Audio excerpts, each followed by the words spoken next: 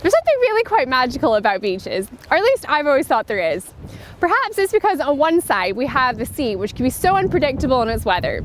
Sometimes it's really nice and calm like a mill pond, and others we have huge storm waves. We look on the coast on the other side, which has been beaten by years of big waves and storms and weather processes, so it really looks pretty rugged. It's a very unique environment.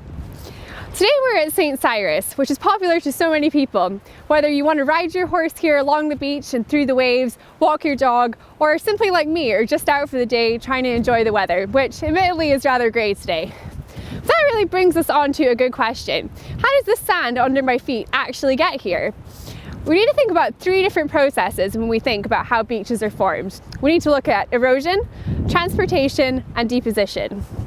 If I was to take up a handful of the sand and look at it more closely, we'd see that it's really quite a fine-grained sand, actually comprised of many different colours, more than you might expect.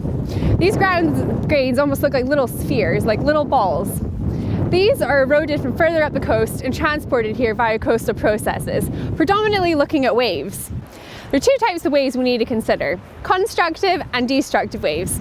Constructive waves, as the name suggests, actually bring material onto the beach. The sand that is entrained within the water column is brought on shore by the waves and deposited.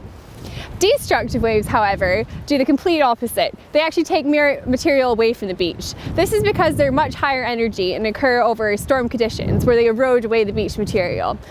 Imagine those huge storm waves that you usually see when it's really windy. These waves are coming on shore, effectively grabbing the sand and moving it back on shore. So actually, if we looked at the sea floor a bit further out, we'd actually see what we call a longshore bar, which is all this eroded material that's been taken further offshore.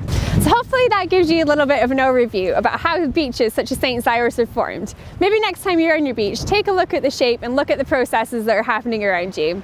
I'm Hayley by the Sea from BBC Scotland.